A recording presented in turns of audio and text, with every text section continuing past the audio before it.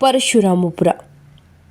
ಅನಗತ್ಯ ಖರ್ಚುಗಳಿಗೆ ಕಡಿವಾಣ ಹಾಕಿ ಪ್ರತಿಯೊಬ್ಬರು ಬ್ಯಾಂಕ್ಗಳಿಗೆ ಉಳಿತಾಯ ಖಾತೆ ತೆರೆದು ಹಣ ಉಳಿತಾಯ ಮಾಡಬೇಕು ಎಂದು ಮೈರಾಡ ಸಂಸ್ಥೆಯ ತರಬೇತಿ ಸಂಯೋಜಕ ಶಿವಕುಮಾರ್ ಹೇಳಿದ್ದಾರೆ.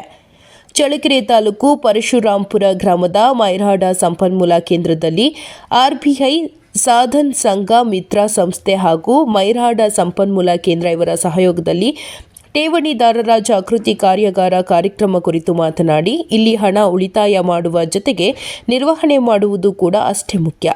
ಇಂದು ಆನ್ಲೈನ್ ಗೇಮ್ಗಳು, ಫೇಕ್ ಲಿಂಕ್ಗಳ ಬಗ್ಗೆ ಎಚ್ಚರ ಇರಬೇಕು. ಸ್ವಲ್ಪ ಯಾಮಾರಿದ್ರೂ ಹಣ ಕಳೆದುಕೊಳ್ಳುವುದು ಗ್ಯಾರಂಟಿ. ಈ ಬಗ್ಗೆ ಎಚ್ಚರ ಇರಲಿ. ಇನ್ನು ಕೆಲವರು ಮಕ್ಕಳ ಕೈಯಲ್ಲಿ ಮೊಬೈಲ್ ಕೊಡಬಾರದು ಎಂದರು.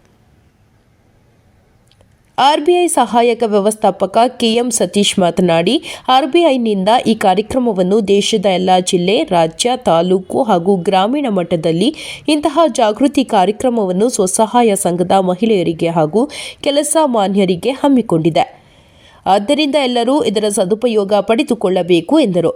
ಸಂಘಮಿತ್ರ ಸಂಸ್ಥೆಯ ವಲಯ ಸಂಸ್ಥಾಪಕ ಎಚ್ಎಂ ನಾಗರಾಜ್ ಮಾತನಾಡಿ, ಒಂದು ಕುಟುಂಬ ಸಂತೋಷದಿಂದ ಇರಬೇಕಾದರೆ ಹಣ ಬಹಳ ಮುಖ್ಯ. ಆದ್ದರಿಂದ ಎಲ್ಲರೂ ಹಣ ಉಳಿತಾಯಕ್ಕೆ ಒತ್ತು ನೀಡಬೇಕು ಎಂದರು.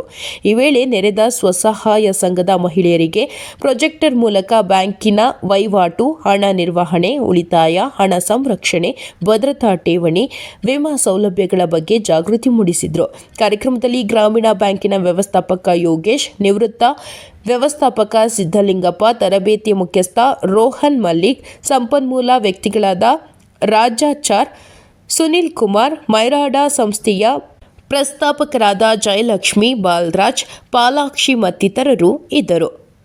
ವರದಿ ಮಂಜುನಾಥ್, ಪರಶುರಾಮಪುರ.